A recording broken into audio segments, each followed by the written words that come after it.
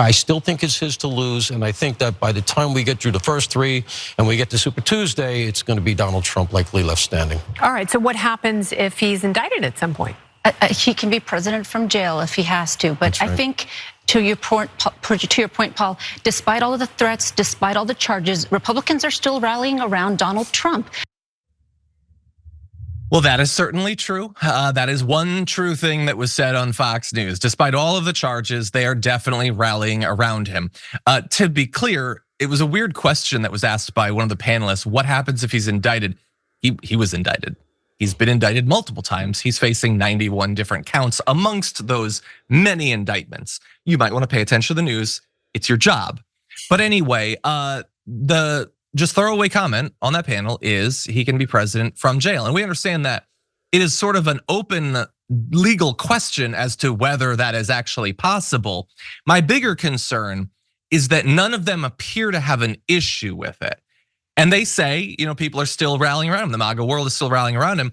And my guess would be that the majority, possibly the vast majority of the MAGA world would agree with them.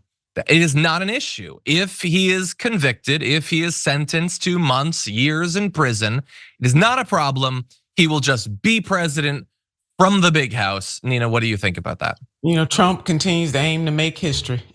In this case, he's trying to make all the wrong types of history. And they meant convicted, maybe they got tangled up and said indicted, but they absolutely meant convicted. But it's true, right. John. I mean, he could. We're going into territory we've never been in as a country for somebody that is the top contender right now for the GOP primary for this year, 2024 election cycle, and who is trouncing even with all of the stuff that he has hanging over his head.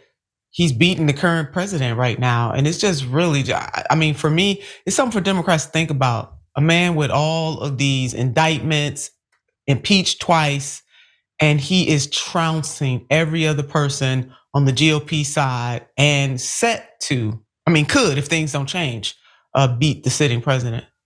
Yeah, we're definitely worried about that. And we will be talking about that more on the show. I think, I don't know why I expect consistency. I don't know why, but I think if we were in the same position and Bernie Sanders had been president for 4 years, and then Bernie Sanders stole a bunch of documents and tried to blackmail the government of Ukraine, and then did a riot and tried to overturn the results of the election. I like to think that the vast majority of Bernie Sanders supporters would have an issue with some of that. And it is very much the minority position when it comes to Trump. Just 24% of respondents who said they plan to vote for Trump said that he should not be the nominee if he's found guilty in one of his legal trials. It is exceedingly rare for a MAGA person to admit that it's a problem and that they should have someone else. Even though I will remind you, the other candidates they can choose from, like Ron DeSantis, he's worse than Trump on some of the culture war stuff. And he would do all the same economic stuff. I understand if you're a MAGA person, you want Trump to build the wall or whatever. Ron DeSantis is saying we should just be gunning down migrants at the border. It is amazing to me the extent to which Ron DeSantis has desperately chased being the next Trump or whatever. And it is so utterly ineffective in winning over almost any of their support. Nikki Haley has said a lot of terrible stuff, and she'd provide all the same tax cuts and all that business deregulation and everything. It's really weird to me, Nina. I understand that we're in sort of this exceptional political time or whatever, but that they are that devoted to a guy seemingly just for the personal stuff, because a lot of the political stuff would be basically the same under these other ghouls and goblins that they have on the GOP side. Or even as you just laid out, John, more of what they want, because these people would go deeper and wider than what Trump is even willing to do. This is really a cult of personality. And it is going to be fascinating as social scientists continue to study this era of presidential history in the United States of America, what is going to be written for many, many generations to come about what a hold Donald J. Trump has on the psyche of his supporters. Remember when he was running in 2016, he said, I can go out there, I think it was Fifth Avenue and shoot somebody and get away. I mean, that is proven to be prophetic, John. Yeah. In many ways.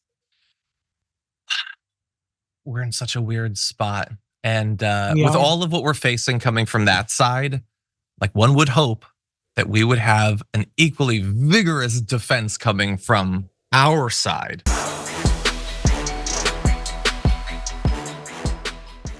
Check out the Damage Report podcast each day, wherever you get your podcasts, whether Pocket Casts or Stitcher or iTunes. You can join me as I give you the news and stories you want, with a range of co-hosts and interview guests jumping in on the fun each day. Again, that's the Damage Report, wherever you get your podcasts. And if you get them at iTunes, don't forget to rate and review. Sometimes I'll read them live on the show.